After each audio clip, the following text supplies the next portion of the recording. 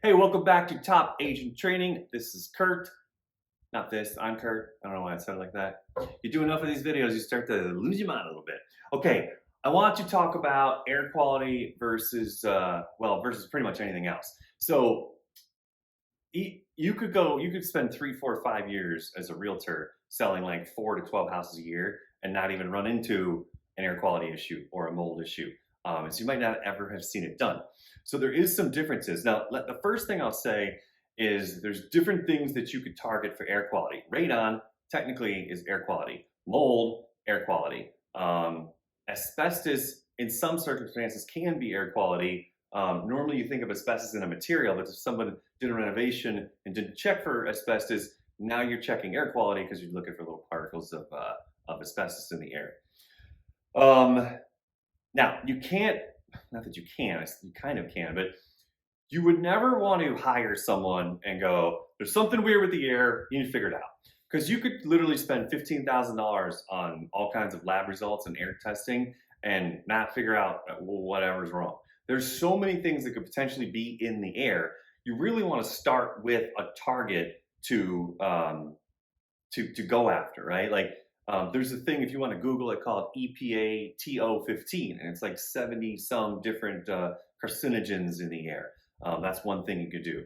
I've tested ozone layers levels. I've tested ammonia levels when they thought they were having, it's kind of a gross story, that it was a retail spot and they were raising like mice and rats and stuff like that to sell as food to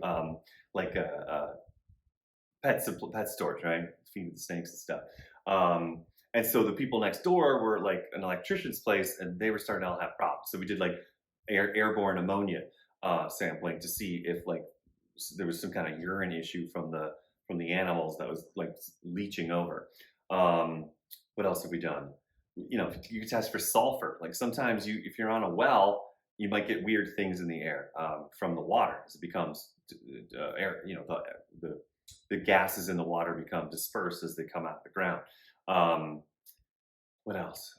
So the reason I bring this up is let's talk about that's all nice, it's all fancy, environmental engineering, blah blah blah, right?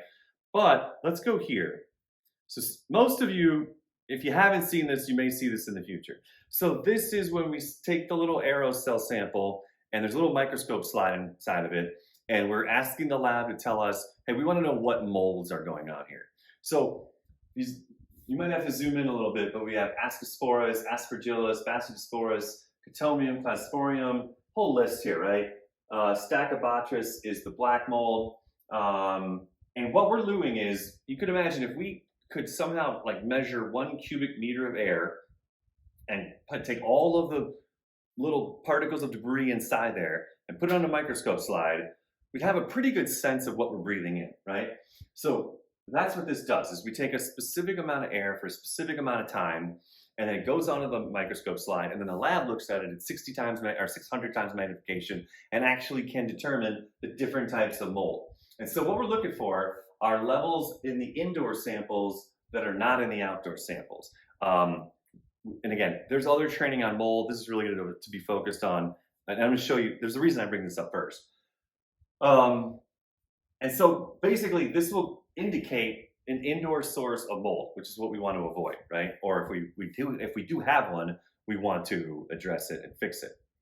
The other thing you could do in the course of like a home inspection is air quality. Now, I want to point out, in this whole list of things, it's the exact same sample that we take. They're just looking for different things under the microscope. But you see fungal matter, right? This particular sample report didn't have any. But if it would have been this sample right here, instead of saying 0, it would have said 780, 40, and 140 for if we did 3 different samples. But we could also look at other things, right? Things that come from plants, pollen, moss, cellulose. You can Google what trichomes are. Algae, diatoms, things that come from animals. Skin cells, animal hair, mites, insect fragments. All of this stuff can be found under a microscope. So if you've got somebody who's like hypersensitive to cats, as an example, You can actually go deeper and do like a specific cat allergen air sampling, but this might be where you want to start to save some money to see how bad the air is with as far as like animal air goes. And then other things here, opaque amorphous particles. I'll be honest, I don't even remember what that is. The one I like to talk about though is fibrous glass. What is that? It's fiberglass. So why would that be a thing? Well, let's say that you've got an attic with fiberglass and you take a sample inside the house and these fiberglass levels are like really high, which again, it's not necessarily like toxic. It's not great for you though. So I don't know about you, but I don't want to be breathing in fiberglass. Have you ever gone into like an attic and then you come out and like, you're like, yeah, you can't stop itching because the fiberglass is like all in your skin. Imagine that in your lungs. But let's just say the levels were high. Well, what's that going to indicate? It probably indicates that there's some kind of leak in the duct system. Because the reality is the air in your attic is considered outdoor air. Like if you think about it, there's little vents and the air goes up and then goes out the vent.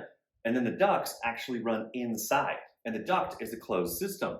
There's a duct, duck, duck, goose. there's an air return and it just circulates like this. So attic air should never be getting into the house. Which is why if you have mold in your attic, you probably do not have mold in your house unless there's a problem with the ducts. So if you have high levels of fiberglass, that probably means that there's some kind of damage to the ducts and it's sucking air in there and you're getting fiberglass little particles floating around in the air.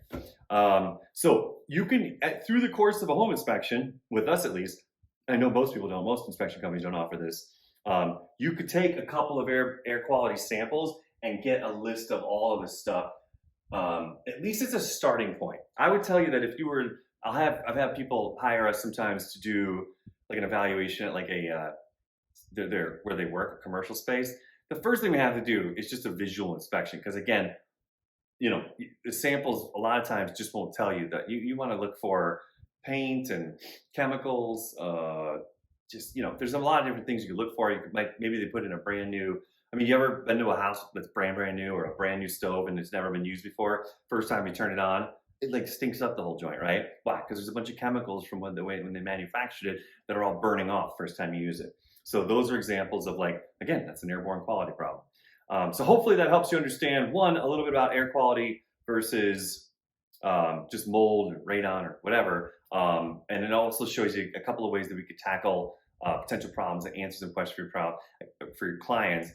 Again, our job is to make sure your clients don't inherit problems unknowingly. That's one of the ways that we can kind of like shed some light on what's going on in the house. Okay, so we will see you on the next training. I hope this information was valuable.